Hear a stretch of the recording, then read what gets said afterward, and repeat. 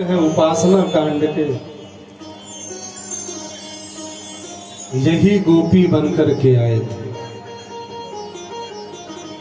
जंगल में रहने वाले जो संत महात्मा थे, जब भगवान राम वन जा रहे थे, संतों ने इच्छा करी, धन्य है मां सीता, अगर हमें भी पत्नी बनने का अवसर मिलता तो हम भी सेवा करते राम जी। वह ऋषि मुनि भी आज गोपी बन करके आए और वो भी भगवान के साथ एक हो गए। ये स्त्री पुरुष की लीला नहीं है। निसम्य गीतम तदनंग वर्धनम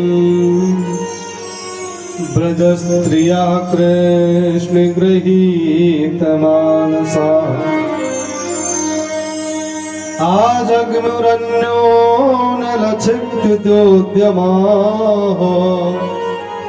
सयत्र कांतो जबलोल कुंडला। भगवान ने इतनी सुंदर बांसुरी बजाई परीक्षित, जो गोपियां जो कार्य कर रही थी छोड़ करके चल पड़ी। मतलब एक गोपी तो श्रृंगार कर रही थी, जल्दी जल्दी उसने जो होठों में लगाने वाली वस्तु थी उसको कहां लगा लिया, आंखों में, और जो आंखों में लगाना था वो होठों में लगा के पहुंच गई। एक पत्नी पति को भोजन करा रही थी, पत्नी ने कहा थोड़ा शर्करा डालो दूध में, तो जल्दी जल्दी मुझसे नमक ही डाल दिया और चली गई। कोई गोपी गाय दुह रही थी तो गाय को दूहता छोड़ करके चली गई। एक गोपी चलने को तैयार हुई तो पति ने पूछा किधर जा रही हो? पत्नी ने कहा मैं अपने स्वामी से, मेरी आज्ञा के बिना तू कहीं नहीं जाएगी। तो पता गोपी ने क्या कहा, अच्छा तो तुम्हें हमसे प्रेम नहीं है, इस हड्डी से प्रेम है, इस चमड़े से प्रेम है।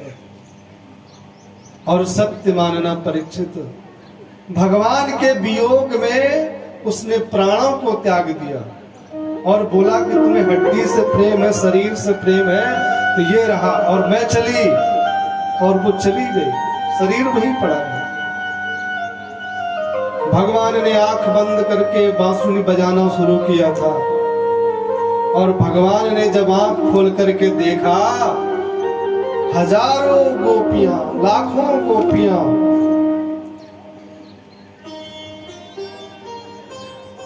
स्वागतम वो महाभागा प्रियम किम करवाणि वह ब्रजस्यानामयं कच्चित् भ्रूतागमन कारणम्। अरे देवियों, तुम लोग किस लिए आए? ये भी पूछने की बात है क्या? हम किसी को नाम लेके बुलाए और जब वो आ जाए तो हम उससे पूछे क्यों भैया किधर इधर किस लिए आए, क्या काम है आपका? तो वो क्या जवाब देगा? अब अपने यहाँ कार्यक्रम है, बिटिया का विवाह, बारात होगी, सब लोग आएंगे और हम सबको निमंत्रण दे, किसी से पूछे कहो कैसे आए आज हमारे घर, वो तो बेचारा संकोच में रह जाएगा कि बुलाने के बाद पूछते हैं क्यों आए। यही हाल गोपियों का था। भगवान ने बुलाया, पूछा क्यों आए, गोपियां कुछ नहीं बोली।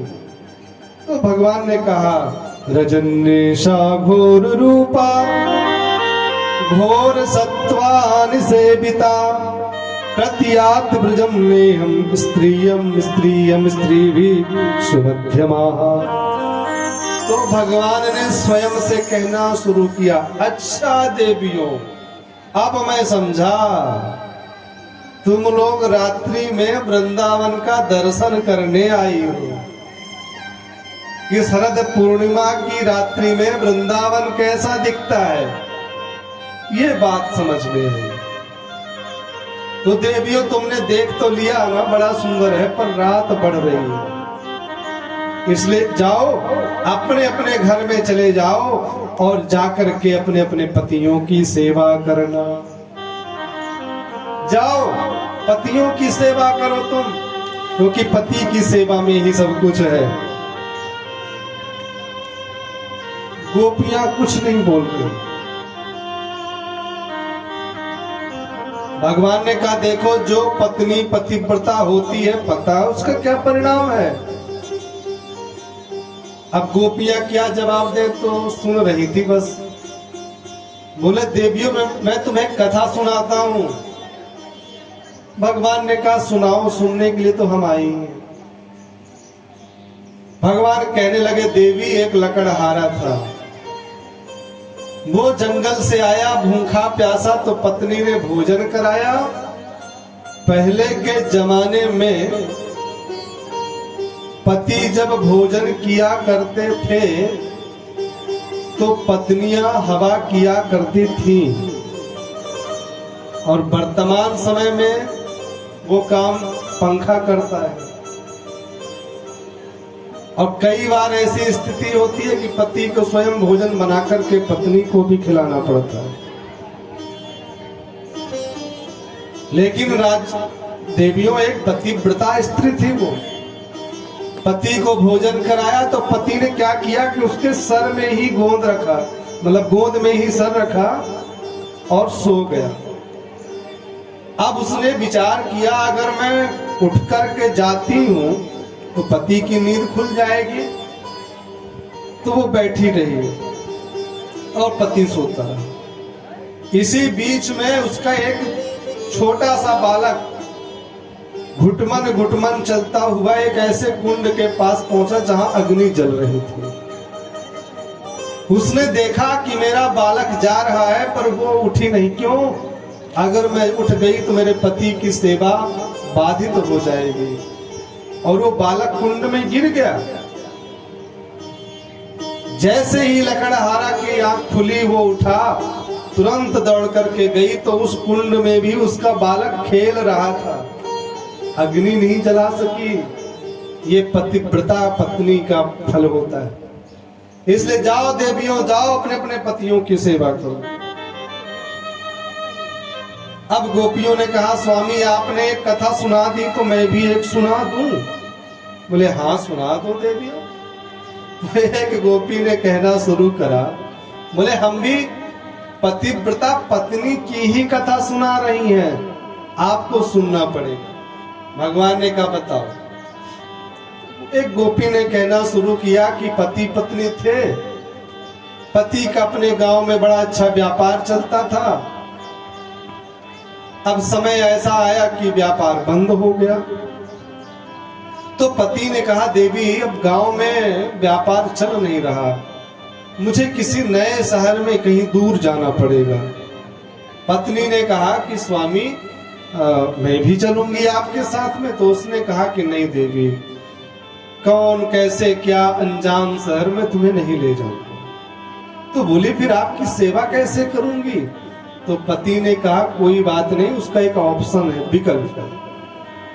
तो गया बाजार तो बढ़िया अपनी फोटो लेमिनेशन करवा के दे दिया। बोले इसको तुम पानी में भिगोए रहना, कुछ नहीं हो, वाटर प्रूफ। बोली करना क्या है। बोले कुछ नहीं, बस तुम इस फोटो का ध्यान करना, भोग लगाना, चंदन टीका करना, नहलाना धुलाना, सेवा करते रहना फोटो की, जैसे हम भगवान की सेवा करते हैं फोटो की। ठीक है। अब वो पति चला गया परदेश और पत्नी दिन भर पति की सेवा में लगी रहती है। कथा तो समझ में आ रही सबको ना। एक बार प्रेम से बोले जय श्री कृष्ण। अब महाराज एक वर्ष बाद उसका पति लौटा परदेश से, और पत्नी उसी समय पति के फोटो की पूजा कर रही थी और सामने थाल लिए भोग लगा रही थी। पति देव पाओ, पति देव पाओ तो मैं भी पाऊं। अब उसका जो वास्तविक पति है वो बाहर खड़ा है और जो फोटो का पति है वो सामने बैठा है। आप निर्णय करके दीजिए, उसको फोटो की पूजा करना चाहिए कि पति के लिए दरवाजा खोलना चाहिए? आप निर्णय दीजिए, मैं कुछ नहीं जानता। भगवान ने कहा कि जब पति आ ही गया है वास्तविक, तो फिर फोटो की पूजा करने से क्या फायदा? तो देवी जाकर दरवाजा तो खोल देना चाहिए। तो बस गोपी रोने लगी, बोले प्रभु जब सच्चे पति आप मिल गए तो फिर हम हाड़ मांस के पुतलों की पूजा क्यों करें, क्यों उसको पति माने?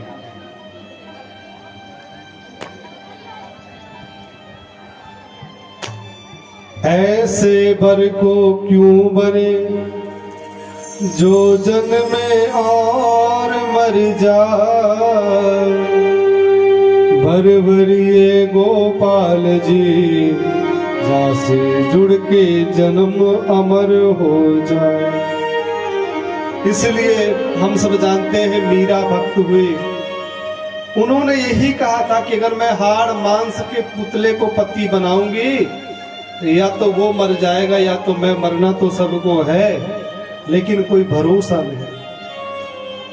इसलिए ऐसे बर को क्यों बरे जो जन्मे और मर जाए, बर वरिये गोपाल जी से जासे जुड़ के जन्म अमर हो जाए।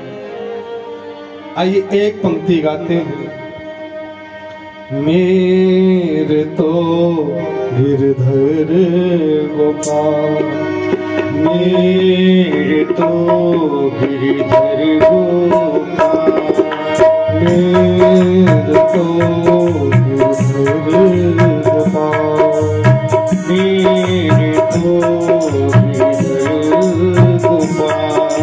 दूसरों न कोई, दूसरों न कोई, जाके सिर मोर मुकुट, जाके सिर मोर मुकुट। मेरो पति सोई, मेरो पति सोई, मेरे तो गिरधर गोपाल, मेरे तो गिरधर गोपाल। भगवान ने कहा गोपियों तुमने मुझे ठग लिया, मैं तुम्हारी परीक्षा ले रहा था पर तुम सत्य हो, सच हो। तो भगवान ने रास रचाया और रास रचाने के बाद अभिमान तो सबको हो जाता है। और भगवान का भोजन क्या है? अभिमान। भगवान वहां से अंतर्ध्यान हो गए। एक गोपी को लेकर के चले परीक्षित, जिसका नाम है राधा। और वो गोपी यानी जो राधा जी है, उन्होंने कहा कि कन्हैया हमारे पैर दुखने लगे हैं, हमें अपने कंधे पर बैठाओगे क्या? भगवान ने कहा जरूर देवी, आओ आओ बैठो। और जैसे ही बैठी राधा रानी, भगवान वहां से भी चले गए और गोपियां रोती रोती भगवान को ढूंढ रही हैं। मुरली बजा के मोहना क्यों कर लिया